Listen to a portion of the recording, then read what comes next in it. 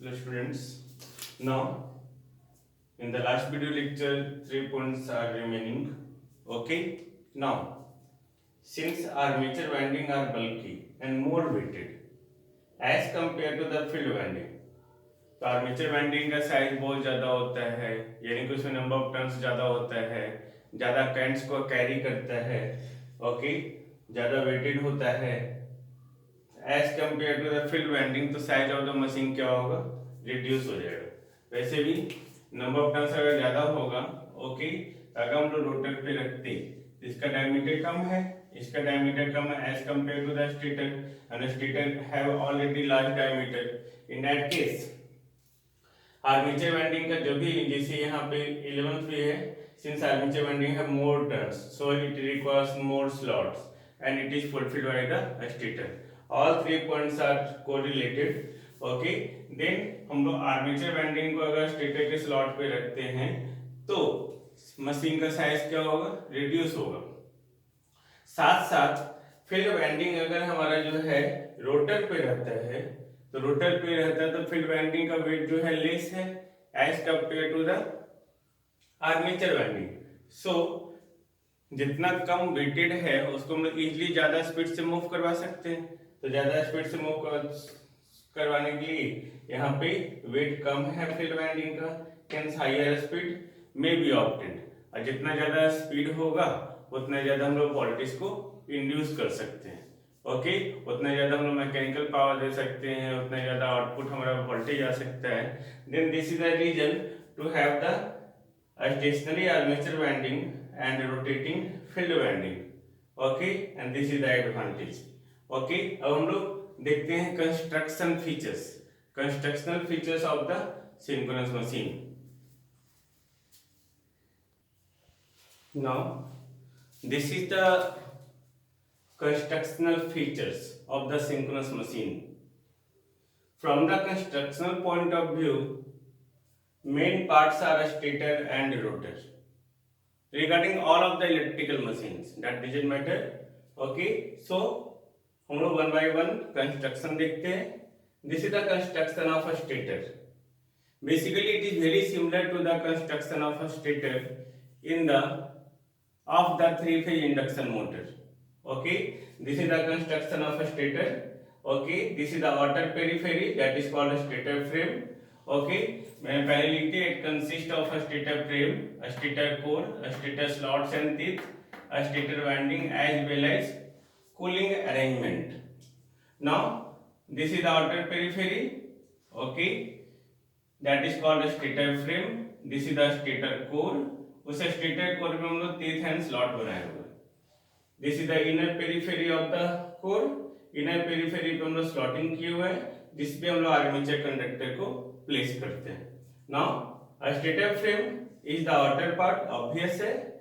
It is made up of cast iron, cast iron that is used for the small size of the machine, और welded steel for the large size of machine. Clear है?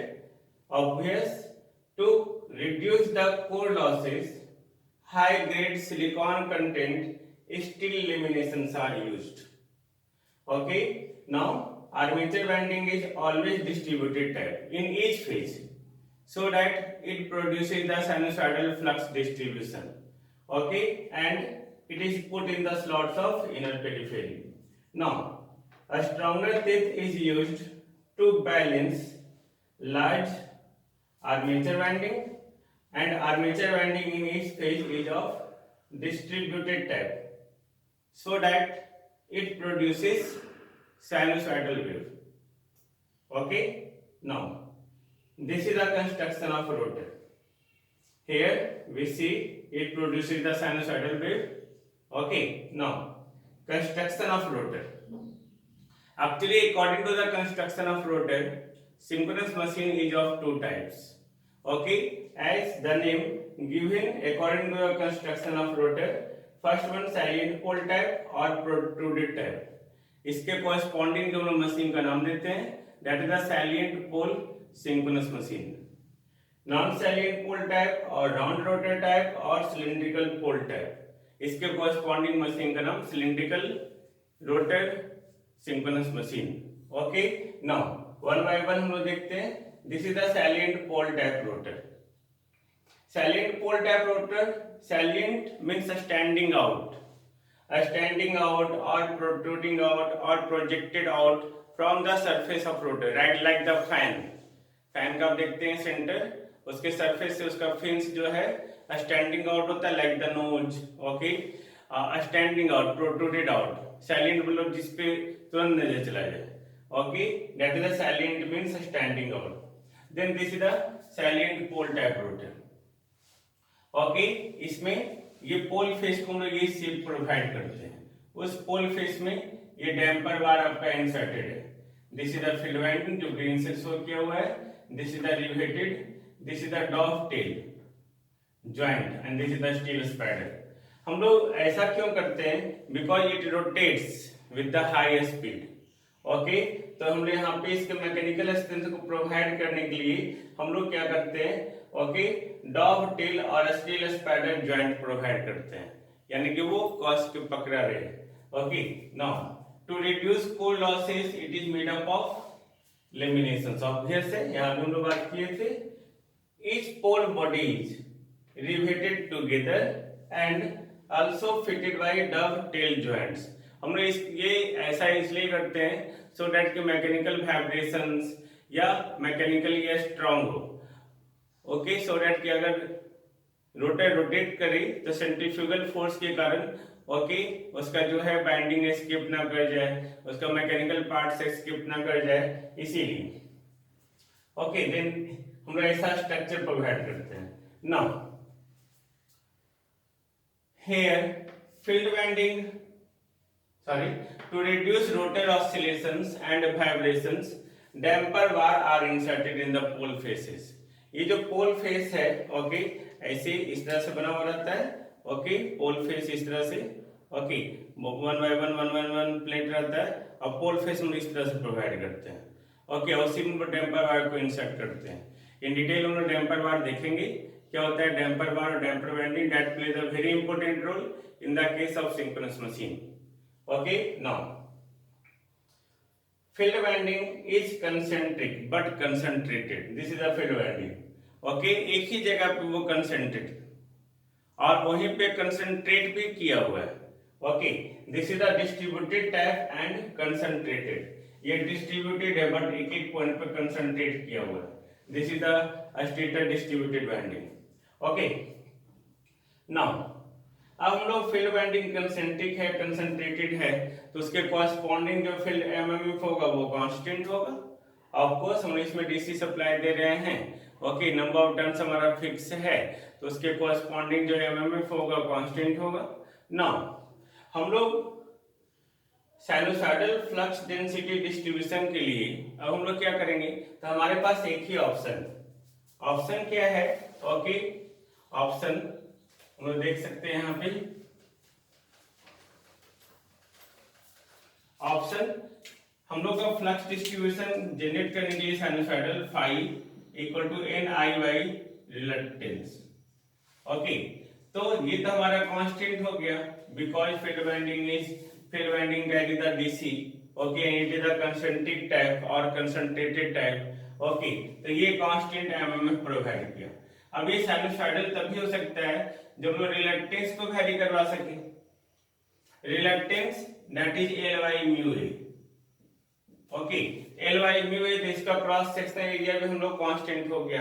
Okay, तो हम लोग क्या करते हैं? Reluctance को vary करवाने के लिए एयर गैप लेंथ को वैरी करवा देते हैं. हाउ? एयर गैप लेंथ को हम लोग इस तरह से वैरी करवाते हैं. ओके, यहाँ पे लिखा हुआ है then sinusoidal flux density distribution may be obtained by varying the air gap reluctance, and it is achieved by providing the shape of pole faces. pole face का जो shape है ओके, pole face इस तरह से, pole face का जो shape है like that. okay, pole faces such that air gap is minimum. अब देखिए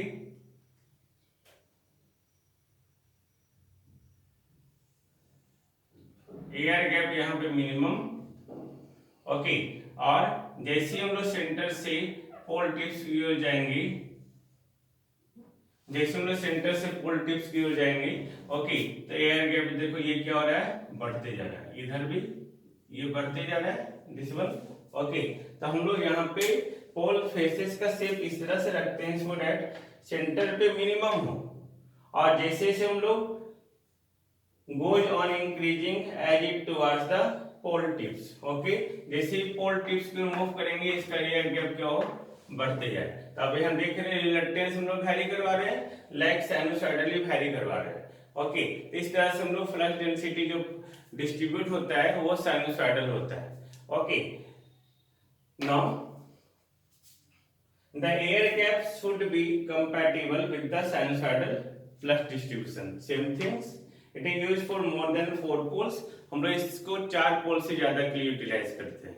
तो पोल जैसे ही बढ़ा तो सिंक्रोनस स्पीड जो है वो क्या होगा, जैसे जैसे पोल बढ़ेगा वैसे वैसे सिंक्रोनस स्पीड घटेगा, ओके।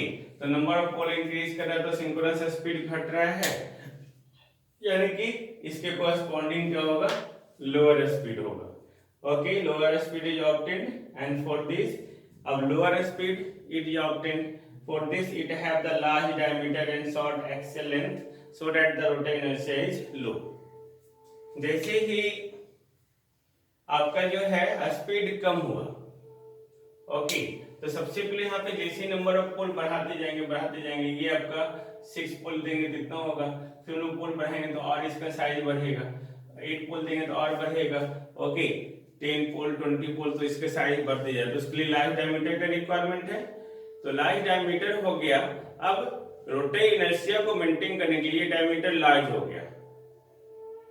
अब इसकी इनर्शिया को तभी मेंटेन कर सकते हैं जब जो है इसका एक्सियल लेंथ शॉर्ट हो जाए। अगर एक्सियल लेंथ भी लंबा हो जाएगा, डायमीटर भी ज्यादा हो जाए तो इसका रोटर इनर्शिया क्या हो जाएगा, ज्यादा हो जाए, तो उसके लिए टॉर्क क्या होगा, ज्यादा लगाना होगा, ओके। तो हम लोग इसको क्या करते हैं, शॉर्ट एक्सियल लेंथ प्रोवाइड करते हैं। It is very important to remember the salient pole type rotor have the large diameter and short axial length so that it maintain the rotor of inertia low rotor of inertia, okay. Now हम लोग further देखते हैं इसका part. Now it is used with the HEPP with the water turbine, hence hydroelectric power plant HEPP, okay. तो जो alternative में utilise करते हैं यहाँ पे that is called hydro alternator. वहाँ पे टरबाइन कैसा होगा, that is the water turbine, वो हॉरिजॉन्टल कॉन्फ़िगरेशन का हो सकता है with impulse turbine and that is used with the relatively high speed, यानी कि हाई स्पीड का यूटिलाइज करना है तो इंपल्स टरबाइन का हॉरिजॉन्टल कॉन्फ़िगरेशन यूटिलाइज करेंगे and vertical configuration with reaction turbine, okay, and Kaplan turbine is used with relatively lower speed. Then this is the salient pole type rotor, हम लोग next video lecture में देखेंगे, okay. Non salient pole type rotor that is very important to all of you, okay. So मिलते हैं next video lecture में, okay, thank you.